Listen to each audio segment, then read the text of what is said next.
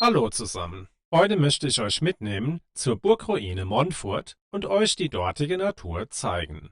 Aber auch den Wanderweg dahin werden wir uns genauer betrachten. Wir starten hier am Bahnhof in Bad Kreuznach, von wo wir per Bus zur Gemeinde Hallgarten fahren. Wir kommen durch Valbingert, welches wir hier sehen, und erreichen den Ausgangspunkt unserer Wanderung, die knapp 800 Einwohner zählende Gemeinde Hallgarten. Dieses Dorf ist mit der Buslinie 221, welche stündlich zwischen den Bahnhöfen Alsens und Bad Kreuznach pendelt, angebunden. Hier an der Bushaltestelle Wendeplatz angekommen, können wir auf der hier aufgestellten Karte unsere Wanderroute sehen. Heute wandern wir die Route Nummer 50.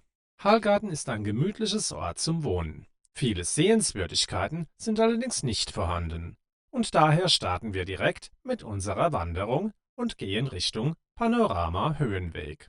Tatsächlich geht's die ersten paar hundert Meter steil bergauf. Aber bereits nach 5 bis 10 Minuten werden wir auf dem Bergrücken angekommen sein und fantastische Ausblicke genießen können. Auch wenn es nett ist, die Ziegen zu beobachten, übertrifft der Fernblick zurück in Richtung Hallgarten dies. Auf dieser Luftaufnahme ist gar der Rodenfels bei Bad Kreuznach zu erkennen. Wir erreichten diesen Fotostandpunkt via dem Hallgarter Ortsteil Dreiweiherhof. Alternativ hätten wir aber auch über den hier zu sehenden Weg wandern können. Wenn auch schon auf dem Boden stehend eine große Fernsicht gegeben ist, wollen wir diese nun aus der Vogelperspektive genießen. Die meisten Flächen hier oben werden landwirtschaftlich genutzt. Aber auch die Jagd hat eine nicht unbedeutende Rolle. Hier nochmals ein Blick zur Gemeinde Hallgarten, welcher allerdings nur aus der Vogelperspektive möglich ist. Das Wetter kann nicht immer schön sein, aber der Fernblick Richtung Donnersberg bleibt grandios. Im unten liegenden Moscheltal sehen wir links die Gemeinde Niedermoschel und rechts die Stadt Obermoschel, welche als die kleinste Stadt der Pfalz bekannt ist. Weiter gehen wir auf dem Höhenweg in Richtung Wald. Insbesondere nach Regen empfiehlt es sich, gutes Schuhwerk zu tragen, denn es gibt immer mal wieder größere Pfützen auf der Strecke, denen es auszuweichen gilt. Hier im Wald befindet sich die Ludwigstreue, wo gelegentlich Feste stattfinden. Und nicht weit von hier befindet sich dieser Hünenstein. Die hier vorgeschlagene Wanderroute ist etwa 8,1 Kilometer lang und hat außer dem Anstieg bei Dreiweiherhof nur sehr schwache Steigungen. Ein großer Teil des Weges führt über dieses romantische Tal mit einem kleinen Bach, welcher im Sommer auch komplett austrocknen kann. Dabei kann man, vor allem am Wegesrand, immer wieder schöne Blumen, wie hier diesen Storchschnabel sehen. Auch wenn es nicht oft vorkommt, so gibt es auch umgefallene Bäume auf der Strecke. Wanderer können diesen leicht ausweichen, wobei es aber Fahrradfahren auf diesem Weg unmöglich macht. Nun erreichen wir die über dem Montforter Hof gelegene Burgruine Montfort, welche ganzjährig kostenlos zugänglich ist. Die heutige Burganlage zeigt dank umfangreicher Sanierungsarbeiten im Wesentlichen den Zustand nach der Zerstörung und vermittelt so ein anschauliches Bild einer mittelalterlichen Burg. Der rund 9 Meter hohe Bergfriedrest ist über eine Wendeltreppe erreichbar und bietet schöne Ausblicke.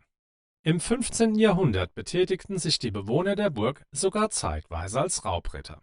Im Jahre 1456 eroberten die Truppen des Mainzer Erzbischofs Dieter von Mainz und des Kurfürsten Friedrich I. von der Pfalz die Burganlagen und zerstörten sie. Auch wenn es einige Anzeichen für einen Wiederaufbau eines der Wohntürme gibt, blieb Montfort über viele Jahrhunderte als Ruine bestehen. Die Ruine zeigt nicht nur anschaulich das Leben im Mittelalter auf, sondern macht auch sehr deutlich, wie sich die Natur ihre Flächen zurückerobert. Überall auf der Burg ist es grün und man kann die verschiedensten Pflanzen sehen. Besonders häufig ist der Natternkopf zu sehen, aber auch die Königskerze und das Johanniskraut sind überall aufzufinden. Aber auch der Mauerpfeffer kommt immer wieder zwischen dem Natternkopf hervor. An so einer Stelle darf es natürlich nicht an Brennnesseln fehlen. Aber auch Schafgarbe, das Kreiskraut und sogar Gänseblümchen sind zu entdecken. Kreiskraut und Schafgarbe kommen dabei in größerer Anzahl vor. Aber auch der Storchschnabel ist allgegenwärtig. Wer sich während des Rundgangs in der Ruine fragt, wie es denn früher ausgesehen haben könnte, hat nun die Möglichkeit, sich dieses Bild anzusehen. Hier sehen wir die Landstraße von Hallgarten nach Oberhausen. Die Burg wurde um 1240 zur Überwachung einer Heerstraße etwa an dieser Stelle gebaut. Die heute zu sehenden Burgreste wurden übrigens in den Jahren 1937 bis 1939 und 1977 bis 1982 restauriert. Nun verlassen wir die etwa 280 Meter über dem Meeresspiegel liegende Burg durch ihre insgesamt 5 Tore, welche auch heute noch größtenteils erhalten sind, und gehen den Weg bergab zum Montforter Hof. Insbesondere im Hochsommer muss man hier mit einer Mückenintensivität rechnen, die wirklich störend sein kann. Nach ein paar hundert Meter verlassen wir den Wald und gehen gemütlich weiter auf einem Feldweg. Dieser führt uns auf einem größeren Bogen zurück zur Gemeinde Hallgarten. Hier können wir nicht nur Blumen sehen, sondern auch noch den ein oder anderen Fernblick genießen. Durchaus lohnt es sich auch hier noch eine Rast zu machen, bevor wir die Gemeinde Hallgarten wieder erreichen. Übrigens, auch das sich in der Nähe befindliche Bergwerk Schmittenstollen ist einen Besuch wert. Nun sind wir am Ende dieses Films angekommen. Ich hoffe, er hat euch gefallen und wir sehen uns beim nächsten Mal. Tschüss.